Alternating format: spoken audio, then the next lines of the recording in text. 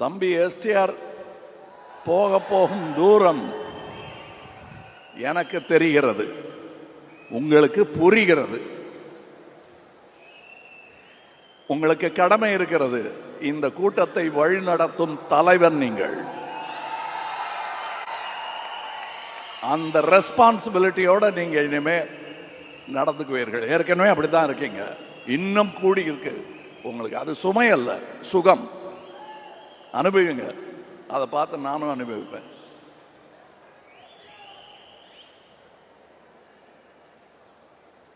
த்ரிஷா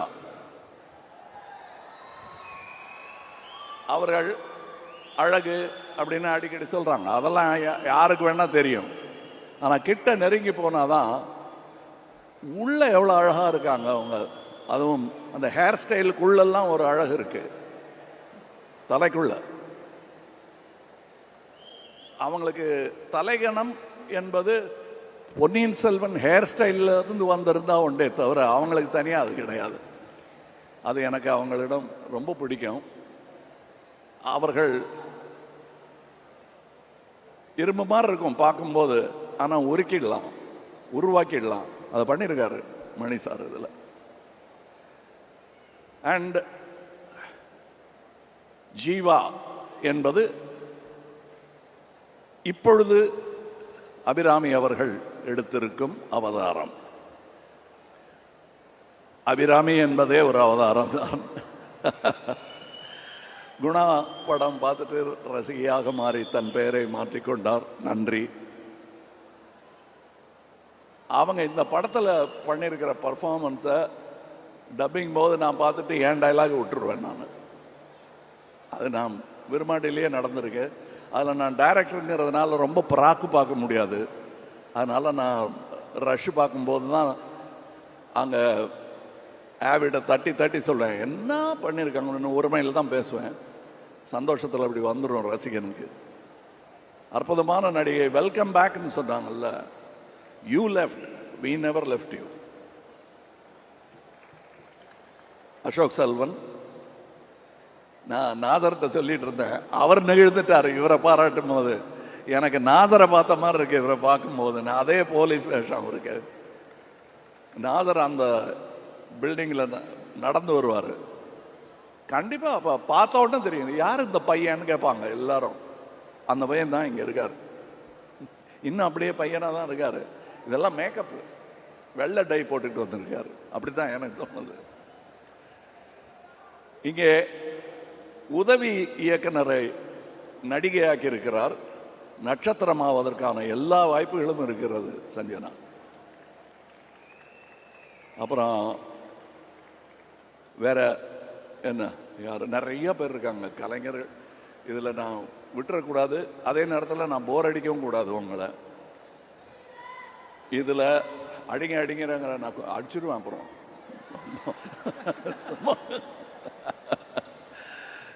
இல்லை, இது ரொம்ப சந்தோஷமா இருக்கு. ஏன்னா நான் இந்த சந்தோஷ தருணங்கள்ங்கிறது சினிமா பார்க்கும்போது இருக்கும், எடுக்கும்போது அவ்வளோ இருக்காது.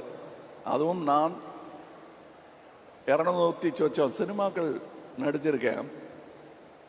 அதில் நான் படம் எடுக்க வரும்போது எனக்கு ஏற்பட்ட கஷ்டங்கள் நிறைய. அந்த கண்ணீர் ஓடையை தாண்டி தான் நான் வந்துட்டு இருக்கணும். அதெல்லாம் நான் மனசில் வச்சுக்கல. ஏன் தெரியுமா? அந்த வன்மங்கள் எல்லாம் எனக்கு கேட்காமல் உங்கள் ஆரவாரம் என்னை தூக்கிவிட்டது, கண்ணீர் துடைத்து விட்டது என்பதுதான் உண்மை. அதுவும் என்ன மாதிரி ரசிகர்கள், என் கூடவே இருந்தவங்க, எனக்கு இவர் ரசிகர் என்றே தெரியாதவர்கள். அசோக் செல்வன் சொன்னார் இல்லையா, எல்டான்ஸ் ரோட் வாசல் நின்ன கூட்டத்தில் நானும் நின்னேன்னு. நான் அவர்களுக்கெல்லாம் எப்படி நன்றி சொல்லுது? அதுக்கு தான் அரசியலுக்கு வந்தேன். புரியுதா உங்களுக்கு? நான் சீஃப் மினிஸ்டர் ஆகிறதுக்காக வரல. எம்எல்ஏ எம்பி எல்லாம் எனக்கு புரியாது.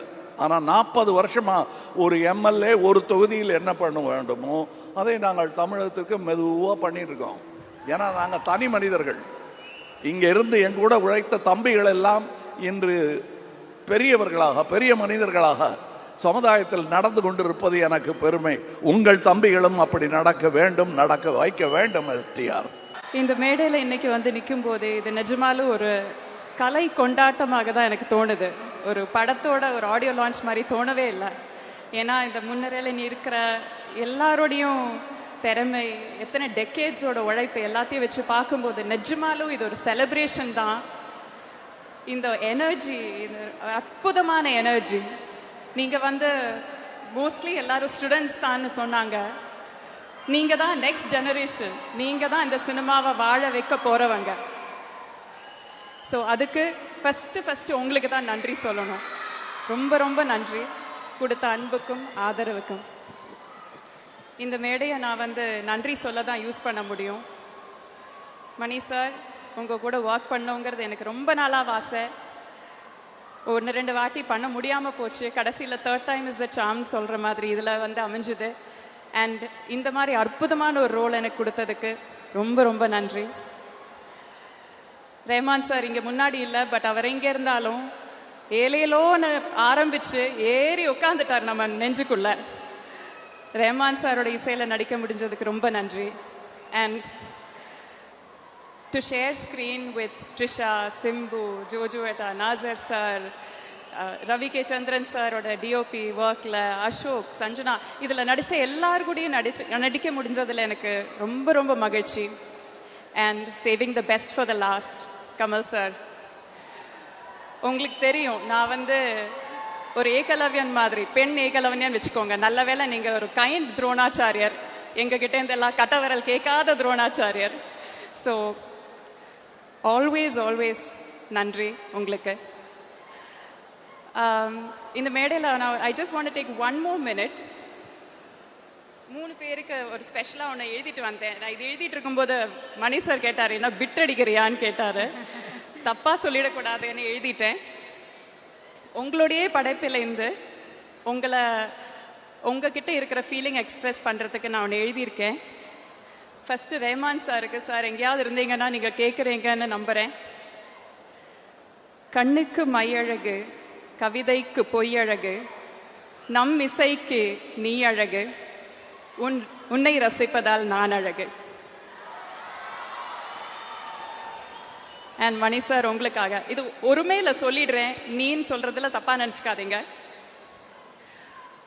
உன் இயக்கத்தில் நான் நடித்த ஒவ்வொரு மணித்துளியும் மரணப்படுக்கையிலும் மறக்காது என் மணியே. அண்ட் கமல் சார், உன் கூட நான் கூடி நடித்திட எனக்கு படம் இது ஒண்ணு போதுமா?